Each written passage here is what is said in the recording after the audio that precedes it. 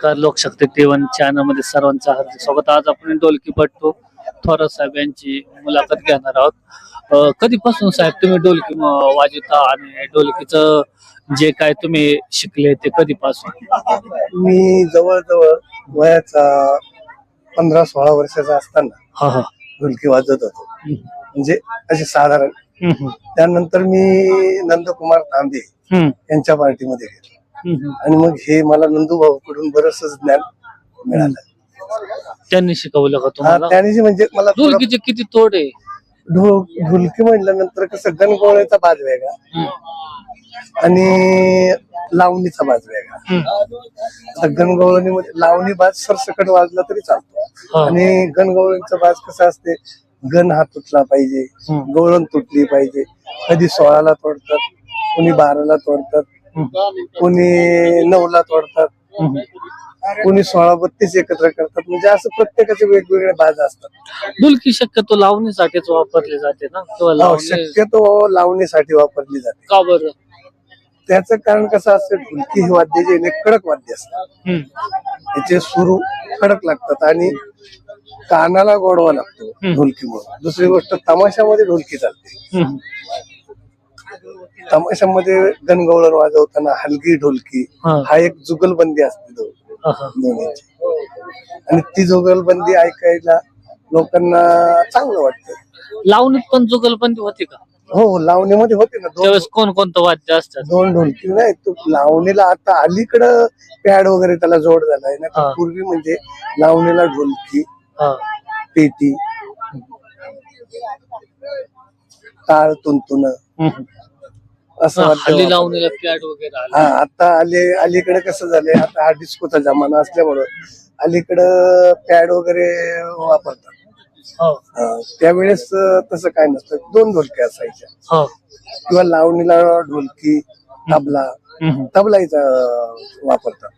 लावणीला एक तोडा वाजून दाखव ना ढोलकीचा, लावणीचा.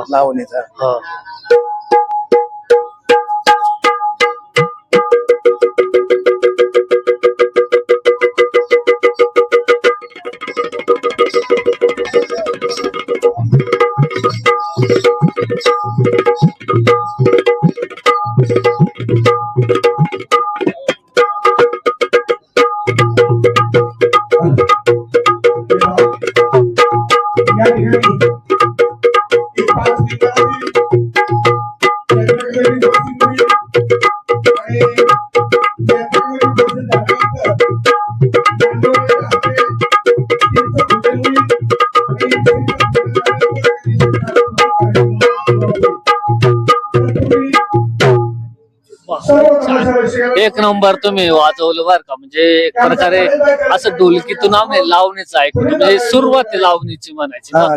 ज्या वेळेस लावणी त्यावेळेस तोडा वाजवला जातो. हा तोडा म्हणतात.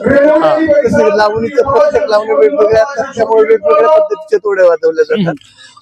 ढोलकीवर असा रडण्याचा किंवा दुःखाचं एक तोडा असतो, तो वगात वाजवला जातो किंवा याच्यात तो एकदा वाजवा ना तोडा. शिलकार. त्याच्यामध्ये पण ते कसं असतं, त्यावेळेस ते शिलकार म्हणल्या जातो. म्हणल्यानंतर मग त्यावेळेस होतो तुकडा, ते गाणारा पुण्यामध्ये वाजवणार, त्यावेळेला मग ते बरायचं तसं वाजवते.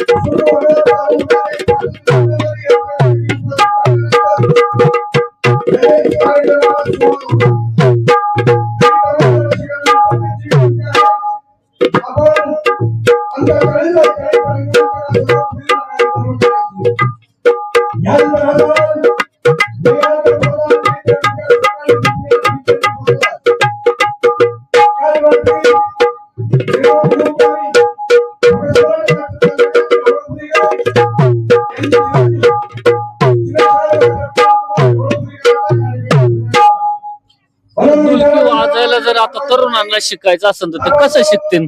आहे ना, काही लोक शिकवतात ना, काही हा ढोलकी शिकवणारे आहेत, बरेचसे शिकवणारे आहेत पुण्यामध्ये, इकडं तिकडं मुंबईला शिकवणारे आहेत ना ढोलकी. हा. एक अभंगामध्ये पण ढोलकी वाजवली जाते का?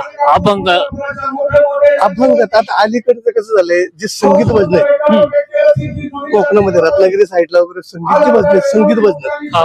त्याच्यामध्ये ढोलकी वाजवल्या जाते संगीत भजनांमध्ये. परंतु भजनाला म्हटल्यानंतर तबला पकवाज हा खरा बाज आला, तर अलीकडे ढोलकीचा बाज वापरायला लागले.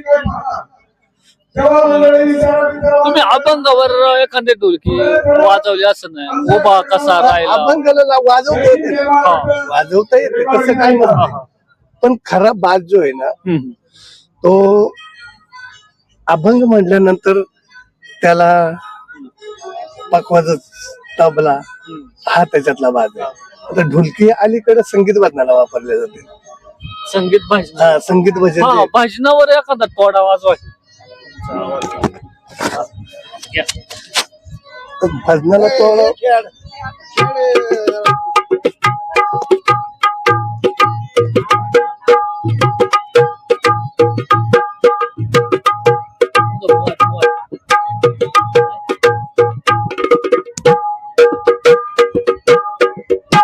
कसं असतंय, ताल असतात. आता ताल बरेचसेच ताल आहेत, त्याच्यापैकी ज्यांचे काही अभ्यास आहे, ज्यांनी काही अभ्यास केलेला आहे, असे लोक भरपूर ताल वाजवतात. एक ताल वाजवतात, त्रिताल वाजवतात, जपताल वाजवतात, रूपक वाजवतात. असे बरेचसे ताल आहेत, ज्याच्या त्याच्या तयारीवर अवलंबून आहे. आणि तयारीवर अवलंबून कसं आहे, ज्याच्या त्याच्या तयारी असते, ज्याची त्याची चलाकी असते. नवीन तरुण पिढीचा आणि आमच्यासारख्या वयस्कर मंडळीचा बराच फरक असतो. असं म्हणतात का ढोलकीपट्टू किंवा ढोलकी एखाद्याची कमांड असते? हा? शेवटचा प्रश्न आहे. असं म्हणतात का ढोलकीपट्टू आहे, ढोलकी कमांड असते किंवा ढोलकी वादक अनेकांची नावं घेतली जातात?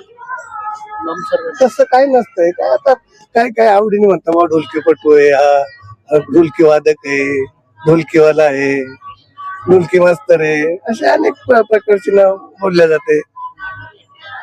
शेवटी तुम्ही तमाशाकडे वळा. आपण तमाशात तुम्ही कधीपासून काम करताय? कोणकोणत्या तमाशात तुम्ही काम केले?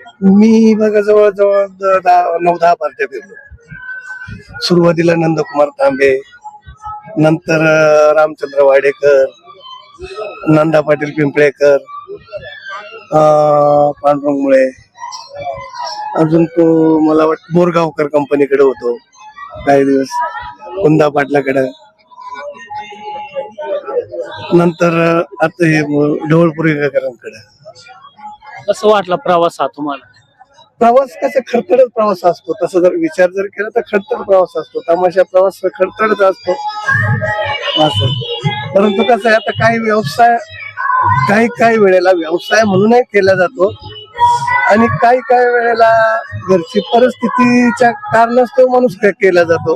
पण तसं जर पाहायला गेलं तर काही वेळेला पैशाचा उपयोग आपण जर चांगला केला तर चांगलाच होतो. आता उदाहरणार्थ मी जरी तमाशा केला तरी मी तमाशा करून मुलाबाळांचं शिक्षण वगैरे भरपूर केलं. तर अशा रीतीने होते थोरात साहेब ढोलकीपट्टू, जे चंद्रकांत ढवळपुरीकर सह किरण कुमार ढवळपुरीकर तमाशात काम करतात आणि चांगल्या रीतीने त्यांनी माहिती पण दिलेली. धन्यवाद. नमस्कार.